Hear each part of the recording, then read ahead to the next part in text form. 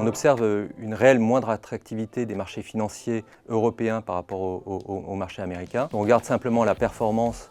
On voit que depuis 2009, le marché européen a grimpé de 150% versus un marché américain qui a grimpé de 450%. Si on regarde les banques, la première banque américaine représente la taille des 10 premières banques européennes. Le premier asset manager américain représente 4 fois la taille du premier asset manager européen. Donc on voit qu'il y a réellement un déficit européen en termes d'attractivité. Ça se traduit par des entreprises européennes qui choisissent d'aller plutôt se faire coter aux États-Unis plutôt que coter en Europe. Alors c'est soit d'abord une double cotation, soit un transfert de la cotation comme on en a pu voir avec CRH, qui entraîne d'ailleurs parfois le transfert du siège social aux États-Unis.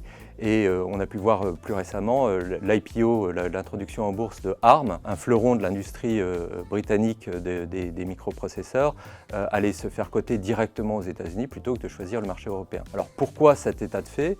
On voit deux raisons principales. D'une part, l'organisation du régime de retraite. C'est vrai qu'aux États-Unis, on a un régime par capitalisation, donc on met de l'argent de côté qui doit être investi pour sa retraite future, et cet argent est investi sur des actifs long terme, donc principalement des actions, alors qu'en Europe, le système de retraite repose principalement sur la répartition, c'est-à-dire que les actifs actuels payent pour les retraités. Deuxièmement, la fragmentation du marché européen, même si on a une certaine convergence, en termes fiscaux, en termes juridiques, et en termes d'acteurs de marché, le marché européen reste très éclaté, ce qui n'incite pas à un marché unique et donc un marché profond pour les acteurs.